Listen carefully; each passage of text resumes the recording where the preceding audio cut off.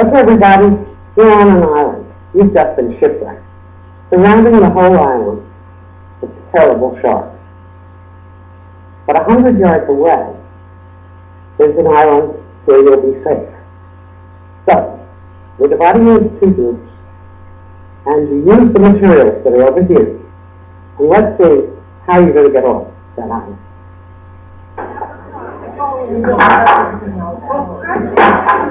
What he's doing now. In other words, the shape of the sail method.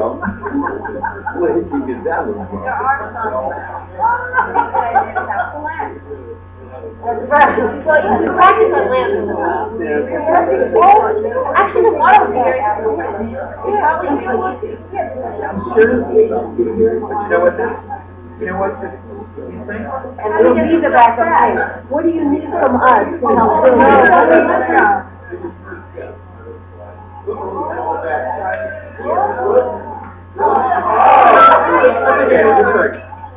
Very good.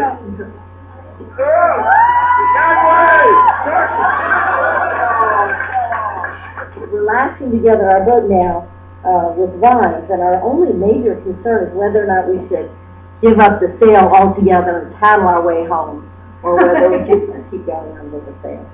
All right, now, to do this kind of activity, what are the demands from everybody?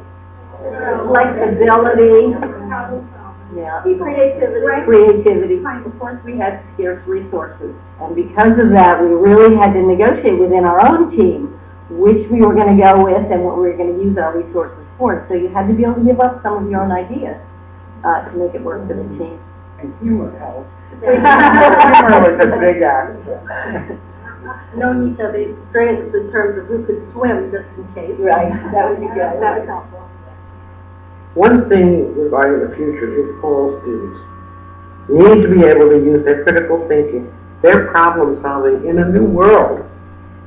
But particularly students like ours, who have to problem solve so many aspects of their own lives. Simple things like identifying the left side from the right side. Their thinking skills have to be a top priority. And as we teach, we have to keep fostering those critical thinking skills. An area that's increasingly important in today's world is the whole area of values.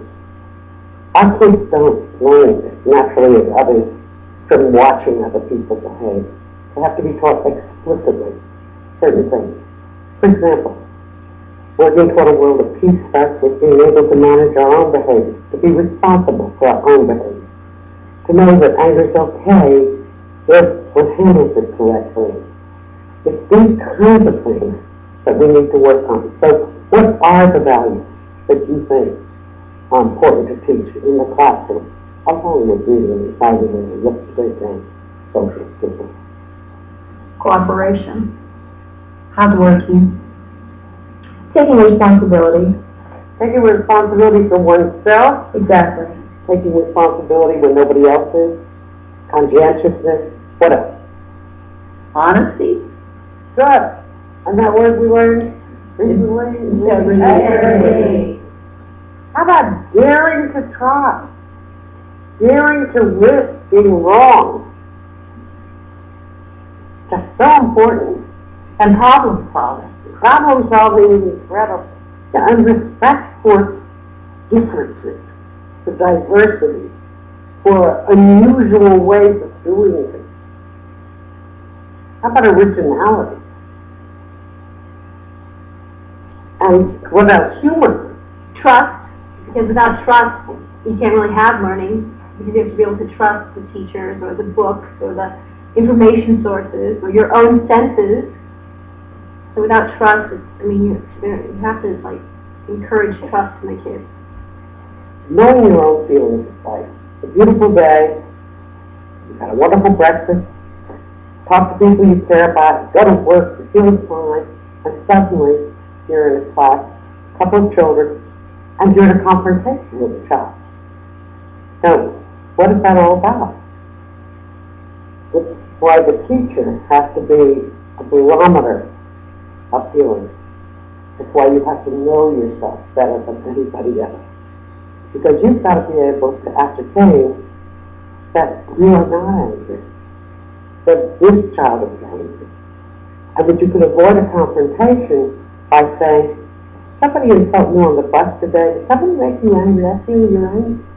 You've always said that there's that contagion factor, that you catch it from them and they catch it from you. Is that what you're talking about? Well, I'm talking about identifying first the feeling. And you really have to know yourself well enough to be able to realize it isn't you that's angry. And when it is this other person, rather than that child saying, I hate this class, you're saying, well, I don't like being with you either. I mean, you don't really get caught in anything like that. But being able to deal with feelings, so important. And certainly teachers being able, we catch, as Helen was talking about contagion, we catch their defeat, we catch their failure, we catch their helplessness. And then say, I don't know that I can do anything for this child. But we caught directly from that child, there's no hope for me. So it's really important for us to know our feelings. Also, feelings are very abstract. A lot of times children don't know how they feel. And we really have to help them identify.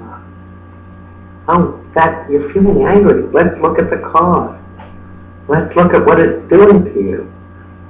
Let's show a face that looks angry. Let's show a back that looks angry. Let's show a gesture that looks angry.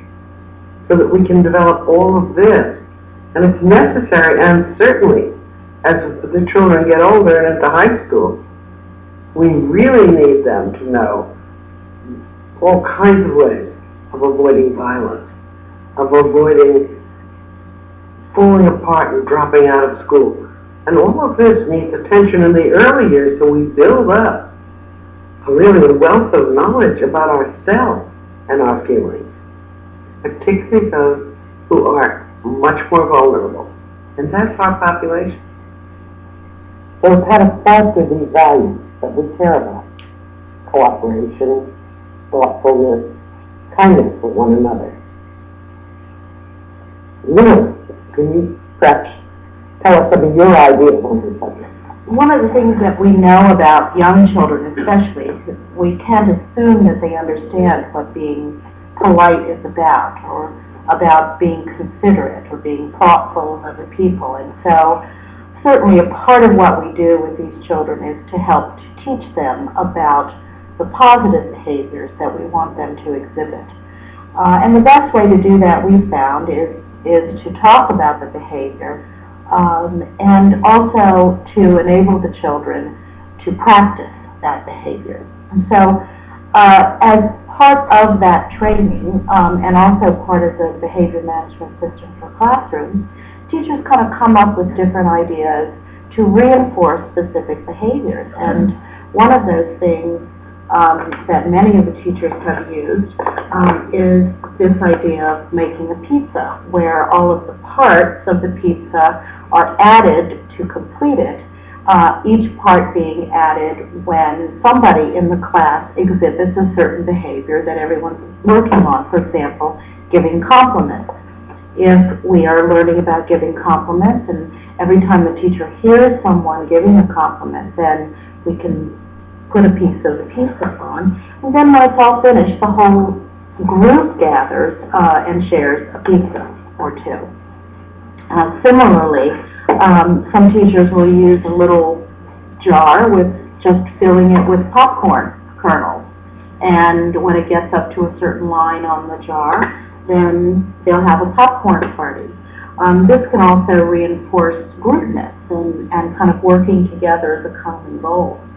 I know with some of our kids we use things like buttons, and then when they reach a certain line, there's a graphing activity that the kids can do, or they can do some sorting with the things, and sometimes even some art activity with what goes into the jar.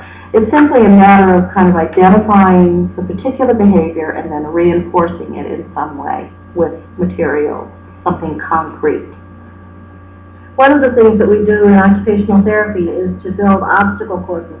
When we have a group of kids, we get them to talk with each other. Many times you'll have children that begin by only wanting to speak to the therapist. And we'll say, did you talk to your partner? What are you trying to do? You've got to explain it so you have a good obstacle course and you can both do it together. And continually reinforce every time they do talk to each other. And then in the end, they get to go through the obstacle course together and take pride in what they've been able to build. Sometimes then having another group come in and go through the course, and the two of them take the credit for it and get a lot of nice comments from the other children who get to use the course.